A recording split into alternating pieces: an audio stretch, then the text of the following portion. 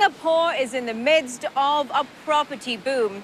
You can easily get a feel of it when you visit the crowded show flats of a newly launched property. Another way to tell is when you see property agents driving expensive cars. But to be a successful property agent, it takes hard work and perseverance, something that's often unseen behind the glamorous image of an agent driving a big car. In our A Day in the Life series, Moneymind's Ellen Lokajaya trails ERA Group Division Director Kevin Lim to find out what a day in his life is really like. He starts the day flipping through the papers and looking at the property advertisements in the classified ads section. For Kevin Lim, it's become his habit for the past 10 years since entering the real estate industry. Looking through the papers not only updates him on the latest property offerings around Singapore, it also lets him see what his competitors are offering as well. Besides this, Kevin also checks his emails and the messages on his website. Then it's off to work. Kevin started his career when he was just 22 years old, and through sheer determination and hard work, he rose to become one of ERA's brightest stars. At 27, Kevin earned his first million. Now, at 32, he's Senior Group Division Director and leads one of the biggest teams of agents under ERA. The group he co-founded in 2006 has grown from 20 to 550 agents and is one of the company's top earners. And on this Monday, I joined him at his weekly Monday Sharing Networking, or MSN, where his team of agents meet to discuss the weekend's sales and to share ideas and experiences. Most property agents will be working very hard on the weekends, and Monday will just be an off day. So we instill a culture on my guys that every Monday 10 a.m., rain or shine, they will come back to the office to have a networking session. And it's a session for them to know each other better, because this is a people business. So relationship is very important, not just with the customer, but within the team, so that there can be more sharing, there can be more bonding. So this session helps a lot on the bonding and the sharing session. So what inspired you to go into this line? Well, I think when I was young, probably primary 5, my mom sold away our 3-room flat. Yep, back then she used a property agent. I still remember his name is Alan. Then he drove a very nice Rover convertible to our house for viewing. Then me and my brother will always peep at him at the window when he leave after the viewing. Then I was like, hey, this guy, is very inspirational. So, maybe when I grow up, this is what I'm going to do. Kevin sold his first property, a Toa Payoh HDB flat, to a couple for 170,000 Singapore dollars. But at 22, he had to overcome the negative impression of being too young in the industry.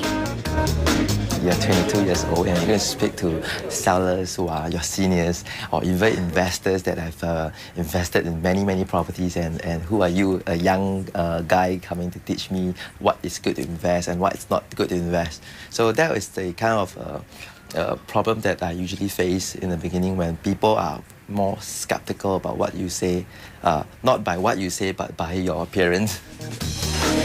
After MSN, the group heads off for lunch together, and then he's off to the next meeting.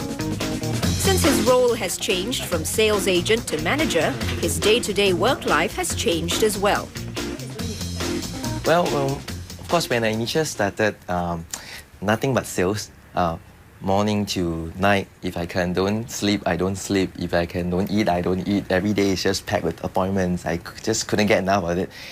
Just packed one after another, meeting people, always on the phone, always talking to people, always meeting people, always having viewings, Monday to Sunday. So now that I've stepped to a management role, I think it's a totally different kind of ballgame.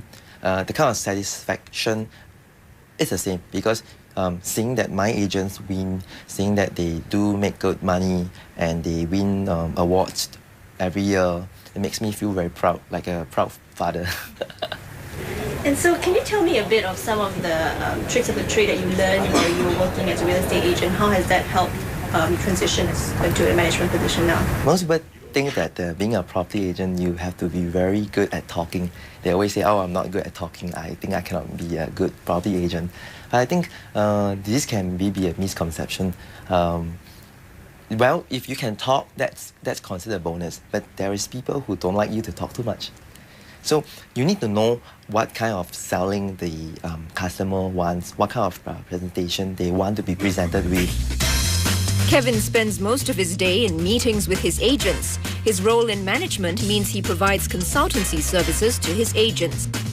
This includes poring through sales strategies and looking at minute details like the way advertising pamphlets are designed. He also meets up with his core team to talk about marketing strategies for new launches and discussing new upcoming developments. After the meetings, he takes time to go through some of his own administrative work and prepares for his training session later in the evening.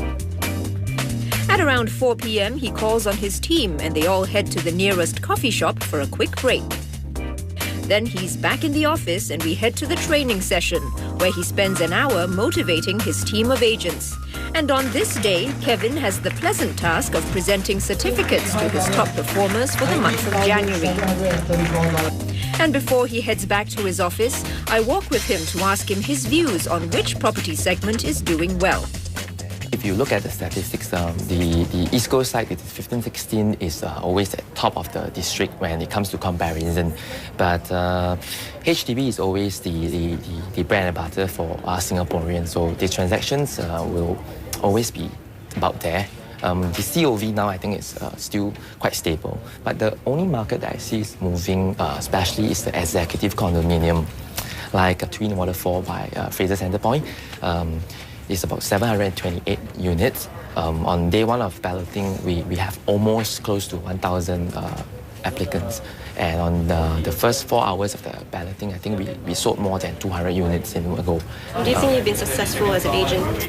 Successful means a different way, but I think so far I've done pretty well. I'm quite happy with my result, the promise that I gave to myself when I first stepped foot into real estate back then. But Kevin's day is far from done. Join us next week for part 2 of A Day in the Life of a Real Estate Agent, where Kevin goes into the field using his vast sales experience to help a rookie agent seal a deal. Well, that's our show for this week.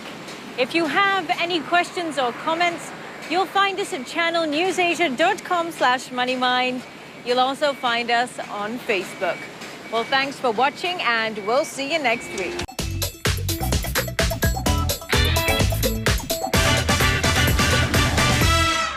Last week in A Day in the Life of a Real Estate Agent, we introduced you to ERA's Senior Group Division Director, Kevin Lim.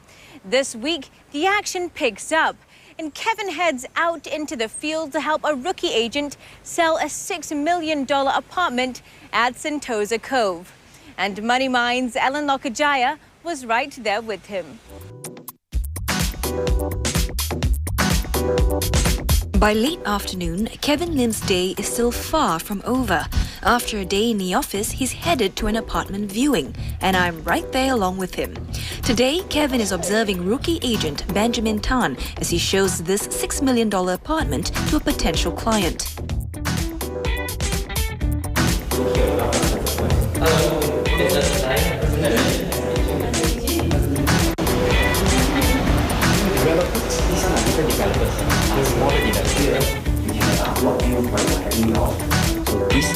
How much is it for?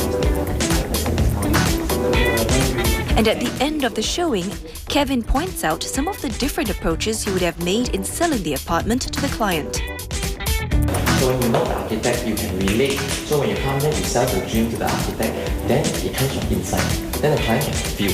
So he will be very serious with you. How is the architecture? What is the dream? Because when here, don't sell logic. When you are doing the master bedroom, it's good because you keep the door closed. So when you open, it's like wow, in this bed. You don't everything open up, then like when you come in, everything you can see. So you open up the bedroom, you go inside, wow. So that is something really good.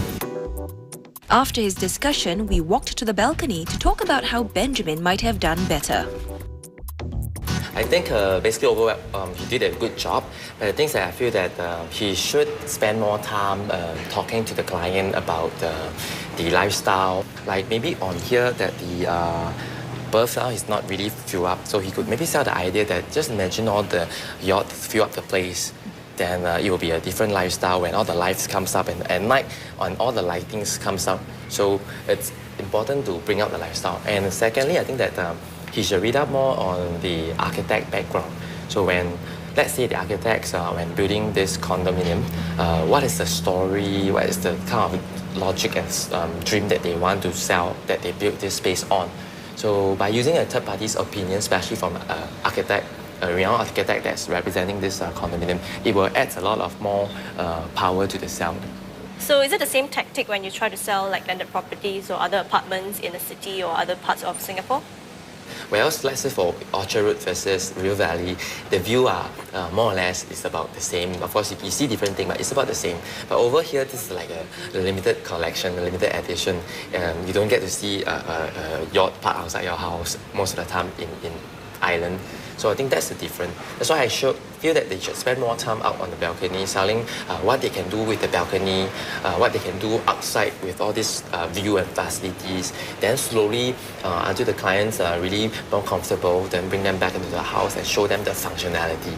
I think dream and all that should come before the functionality. So is it the same for like selling show flats? Because show flats, at least most of them are not developed, so we only see kind of a small preview of what's going to be like. So is it different as well? Well, definitely there is a totally different two different things. When you sell a show flat, you can only sell based on models which are so small. And then it takes a lot of imagination for the buyer to imagine what you're trying to tell me. Because you have your own point of view. You're trying to explain something across to the buyer who has maybe on a different frequency. So how to align the frequency back to yours? So by using lots of videos, lots of pictures, that can paint them the idea. Can you share with us some of your experience of dealing, I guess, with difficult clients or demanding clients? Well, I think if you want to be in a service line like us, selling real estate, you should believe that there is never a demanding client. They just have different expectations. Some of them have better, higher expectations. So you just have to deliver that part to them. For example, they might find that the agents are inadequate. They are not so up to giving them knowledge about the developer, the architect, even on voting. But this is an expectation which you can't say that the clients are asking for too much. At the end of the day, they are paying $6 million to $10 million. They will expect a good answer from an agent. So I think the agent have to have enough homework done. So what advice would you give to someone who's looking to become a real estate agent? Basically, I would say look for me. But to be serious, I think they should speak to people, speak to different companies, find out whether the culture, the company's profile, the way, the direction that the company is geared towards is suitable for themselves. Yeah, but end of the day, I feel being a real estate agent, most big part of it is actually how is your attitude and what is your purpose coming to this new trade. Yeah, I think you should speak to more people, listen to what they have to say, and you just have to make a decision. And after a long day at work, Kevin heads home, Peppa, where he's welcomed by his two dogs, Peppa and Brownie, and his fiancée. After a quick change of clothes, Kevin spends some quality time with his fiancée. And he also takes some time to play with his two dogs. Before I left for the day, I sat down with him to chat about how he manages his work and life. So how important is work-life balance in your line of work? Well, I guess work-life balance is important for most people. Our work are pretty high stress level, especially when I'm like running a team of 500 agents. So just imagine 1 year that's like 365 days. Like one day you talk to one agent, it's like 1 year, I don't think it's enough. So it's pretty stressed sometimes, but it's a passion. I enjoy doing it actually. So for me, during my off times, I do a lot of sports. especially those that are quite extreme, to let loose attention. Weekends when I'm free, I actually go to Malaysia to do my dirt bike riding with all my close friends and all that. And maybe during the weekends, I can just go across the house just to do my cable ski. Those are the things. And or even weekends, I go riding mountain bike with my my fellow directors and all that. Well, the day has ended for me. For Kevin, it's back to work. He parks himself in front of his computer and works late into the night.